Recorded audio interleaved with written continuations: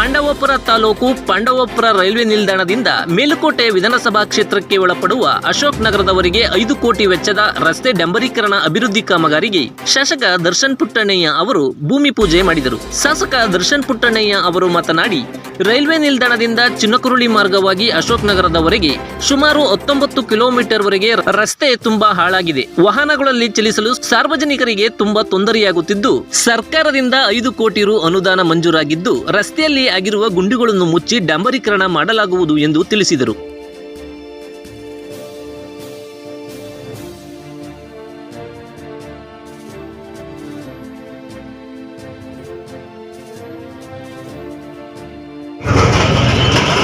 Railway ಸ್ಟೇಷನ್ನಿಂದ ಏನು ಚಿನ್ನಕುರುಳಿಗಿಂತ ಮುಂದೆ ನಮ್ಮ ಗಡಿ ಭಾಗ ಏನಿದೆ ಅಶೋಕ್ ನಗರ ದಾಟಿ ಅಲ್ಲಿ ತನಕ ಈಗ 19 ಕಿಲೋಮೀಟರ್ ಆಗಿರುವಂಥದ್ದು.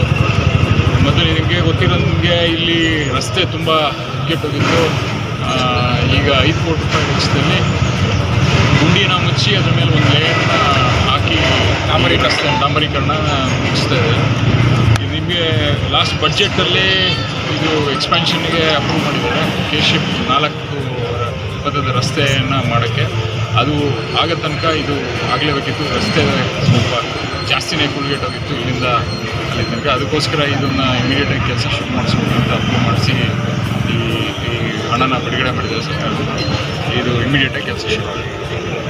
ಯಾವ ಕೊಟ್ಟಿದೆ ಸರ್? 5 ಕೋಟಿ ರೂಪಾಯಿ ಇದೆ. 19 ಕಿಲೋಮೀಟ್ರು ಹೇಳೋದೆಲ್ಲ ಗುಂಡಿ ಮುಚ್ತೀವಿ. ಒಂದೇ